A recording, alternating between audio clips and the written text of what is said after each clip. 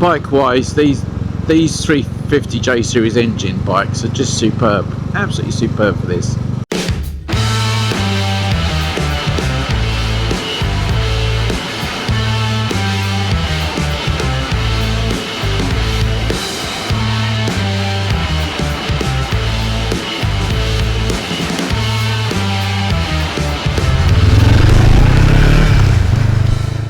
Right, so here we are. So this is, I thought we're at this lovely hunting lodge in wherever we are.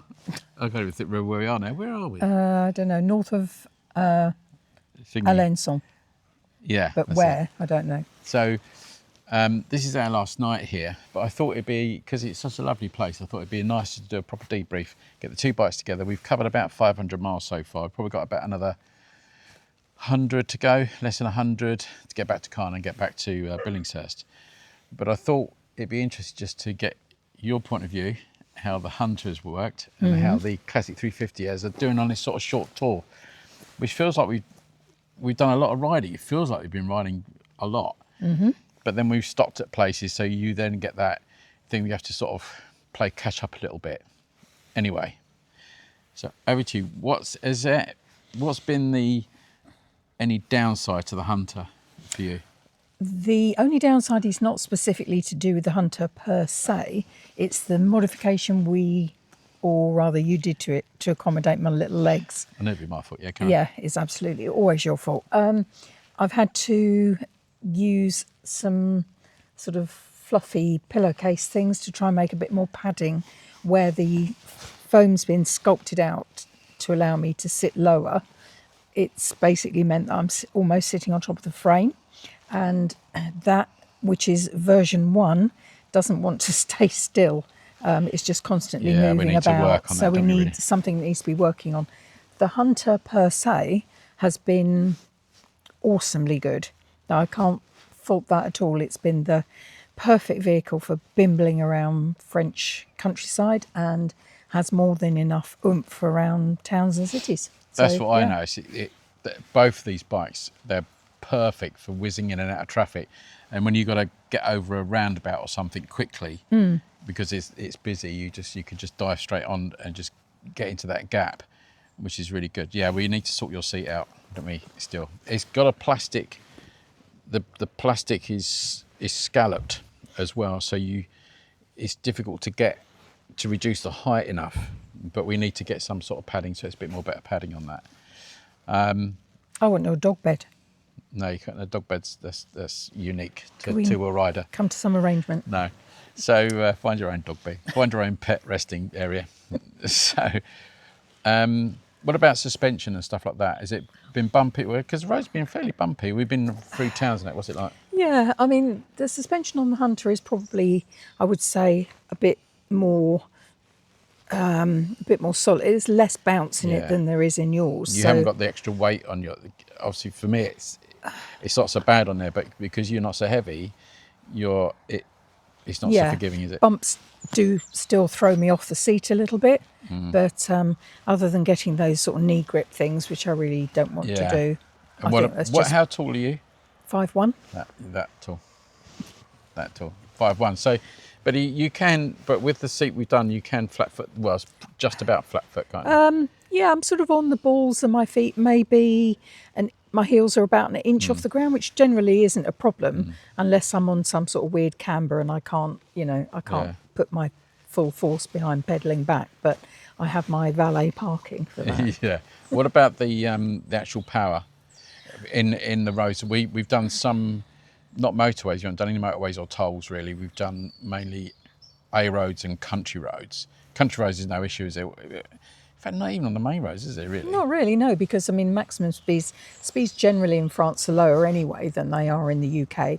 And also, as Paul said, it's probably me keeping all the traffic back. But French drivers don't ride up your bum or drive up your bum either. They give you a lot of space, and I don't think that's because they're just looking at me and thinking, oh, she looks a bit dodgy, we should give her a wide berth. But generally speaking, they're very respectful of motorcyclists. So I haven't felt pressurised in any way, and if they want to get past, they will sit and wait until it's appropriate and safe to do so, and not sort of, try and sort of cut up in front of you. So yeah.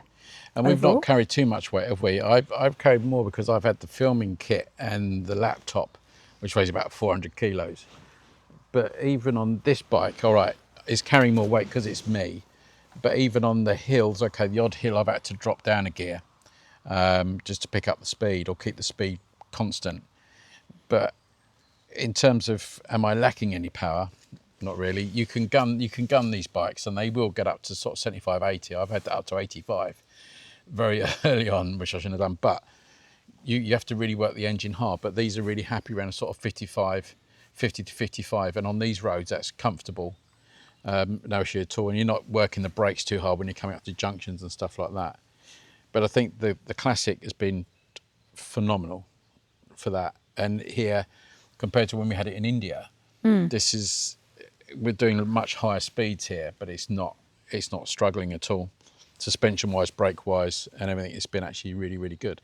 It's such a easy bike to ride, and it's like they're so characterful. When I put the bikes away yesterday where we were staying, I sort of felt that I needed a pair of reins that I could just wrap the reins around a pole and give it some water and some hay, because it felt that's what it needed. It's that sort of companion, it's like a horse.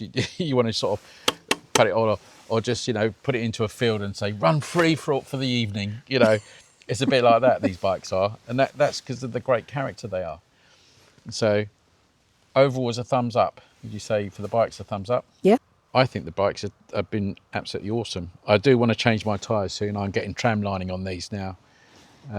Similar to what I did on the Interceptor, so I will change these tyres at some point. Although the front's got loads of tread, but you can feel it ploughing into the grooves. But apart from that, we're going to give them a thumbs up then. Yeah. 2 thumbs up. Right, back to the main part of the video. Right, we're just getting ready to leave. Can you see the thing over there? Can you see him? He's over there somewhere. He really is making a run for the border this morning. So it's very foggy today. Well, it's not as foggy as it was earlier. It's lovely, real autumn now. Karen's got off so you can see some wild boar, because there was some wild boar on the lawn this morning apparently, so I really wanted to see. But you can see how autumn's come, and the dew's coming up through the grass and for all the plants and everything, because everything was wet this morning. It was all wet. But Dog Bella just turned mine over. Karen's to sit wet. I've got to take a towel off. But yeah, really, what a lovely place. What a lovely place. Meant to say, one thing I'm going to do today, I'm going to be wearing my heated gloves, because it's going to be chilly this morning. I think we're going to get sort of damp as we're riding along in this fog. So I've got the Saviour heated 2.0 Bluetooth gloves. So do remember they got there's a discount on these still, but these are really good gloves. Oh, they might have seen some boar over there, so I'm going to go run over there now. Okay, we're heading out. Doesn't like the gravel.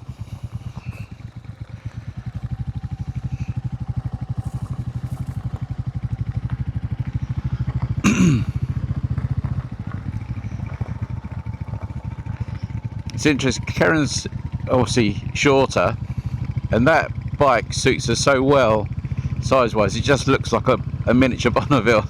It looks so cool. There's my little mate, look, he's getting closer to the gate. I think that's what he's doing to make a run for the border. Right, so I've got those gloves on. I've got my Saviour 0.20 Bluetooth heated gloves. So these are great. These are great. So I've got them on the lowest setting. It's not that cold, but it's a bit damp. And it's worth, because remember, you get a 15% discount on these, so check out the code. I'll put it in the description. But nice. What a lovely place this was. Lovely, lovely place. Oh, look at that. It's a big bird of prey there. Wow.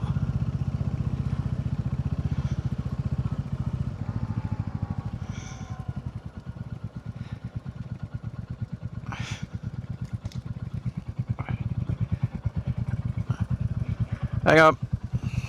button. Press the button.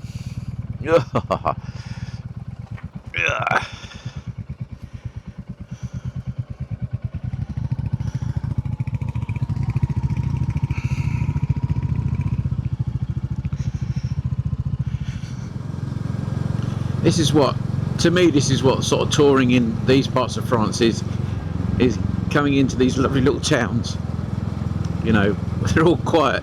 But look at the buildings. Northern France and sort of Normandy, it's stunning buildings.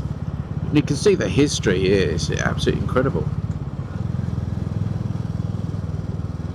Nobody does little towns like the French. You could sort of still picture it from the war. That's the funny thing. I know it might sound funny saying that, but you can still imagine what this was like during the war.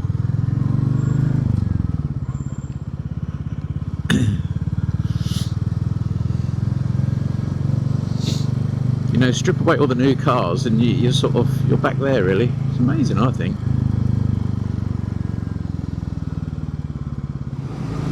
Right, while we're on one of these amazingly straight roads, I thought I'd give you my sort of final thoughts on coming to this part of France for a bit of a tour and how the bikes have coped. So, I think in the first instance, the bikes themselves, I think, have been fantastic. As Karen said, and I said in a little chat to you when we were at the hunting lodge. You know, for this style of riding, travelling at these sorts of speeds and stuff like that, there was one of those, an otter there. There was an otter on the ground. They're fantastic. They, you know, I don't think there's anything like it. You know, for a classic style of bike, it just plods along quite happily, sort of 50 miles an hour. Superb. Comfort, suspension, brakes, everything, just good. And that sort of cast iron reliability of these bikes. You just turn the key. You know, they set out all last night. They've all got damp and all the rest of it. You think, oh, it might get a little bit of problem sparking up, but voila, away they go. First turn of the button, and that's all you can ask for, isn't it? Really. So yeah. Bike-wise, these 350 J Series engine bikes are just superb, absolutely superb for this. Keep off the motorways, you know, the toll roads. You don't need any of that, and you don't need it around here because there's so much to see around here. And that brings me to the area. You know, this area is just stunning, and if you can keep to these little, you know, minor roads, go through town after town and village. It's just beautiful, absolutely beautiful. It's nice. It's Sunday today, and you know, there's always something going on a Sunday. It's like a real family day Sunday, I think, in France. You know, people just know that they get together and now share a meal and all the rest of it. We are in hunting season now, so we passed quite a few groups of people out in the fields, all in their orange high-vis. Boar and stuff are quite a big problem in France now. So, but you know, they hunt those. You know, I'm not gonna argue the whys or wherefores of hunting, but you know, all that will get used and eaten. So, yeah, magic. And as we come into another little village, you know, and sometimes you just don't see anybody. But you'll go past a boulangerie and there's people queued outside to get their bread and all the rest of it. This is great. The French have this great thing with these villages where the little hubs is like the tobacco and the boulangerie, and everything goes on there. You know, a bit like it used to be in the UK. you know, the pub. We know how often pubs are disappearing. One thing we'll say about things disappearing, though, or not as such, we found it quite tricky getting fuel. Now that's only in as much as we're so used to in the UK of, you know, a petrol station every couple of miles. I mean, you're never that far from petrol in the UK. In France, this part of France, you know, that's different. They do a lot of fuel at supermarkets, and I think the supermarkets tend to rule the roost in some of these places. You know, you'll go to Carrefour or Leclerc, whatever it is. But finding a regular petrol station like you would in the UK, you just don't see that in France. They'll mainly be attached to a town. and even then they're not always manned. So, you know, you need to use a card. Make sure you got cards. If you just got cash, you're going to struggle. A beautiful little property. So, yeah, I think that next time we do this, it's really important, I think, to make sure you're fueled up all the time. Lose a couple of bars, go past petrol station, just fill up, just so you don't have that sort of anxiety of fueling, which we had a little bit of, you know, towards the end of the day. You know, I'm down to 3 bars now. We haven't got far to go to Caen, so I'm not going to worry. But yeah, you just have to be slightly careful. So yeah, fuel. Yeah, just watch your fuel levels really out here. You know, if you're on a big bike and you know you're down to 1 bar, you want to make sure you know where the next fuel station is, because you know you'll get to that one and it's not open. So that's the only thing I would say about it. But touring like this, you know, that's the first car I've seen in a while, and it's just beautiful. The roads are good. You know, it can be a little bit lumpy, but you don't see potholes, that's for sure. It's just not enough vehicles to cause potholes, I don't think. So yeah, I just think this is a beautiful part of the world to come to. Northern France is a lot to see, particularly if you're a bit of a military buff. You know, there's some amazing places and sights to see. You know, St Mary Glees we did was interesting. As we came into Caen, you know, on some of those beaches, you know, the early morning, it was so lovely time to do that. It really was. And I think if I had to pick a moment where, you know, my sort of stand-up moment, you know, it's really funny, but it was actually when we got off the boat at Caen and we got to that first little cafe at the port and had a croissant and a coffee when we really wanted it. You know, it was still dark, the sun was a little while to come through yet, and those moments are really lovely. I think just sitting there, life starting to wake up, this town starting to wake up, and you're there watching it. Yeah, you know, how cool's that? So yeah, so highly recommend coming here, and as I say, we'll hopefully look to do a tour next year and bring a few people out if we can, so keep an eye out for that. Right, thanks for watching, everybody. Hope you enjoyed this little tour.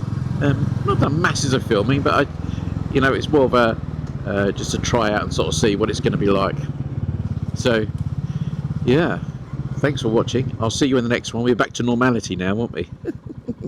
I want to try and get some bike reviews done if I can. I want to go and ride that Bantam, hopefully the Scrambler as well, but we shall see.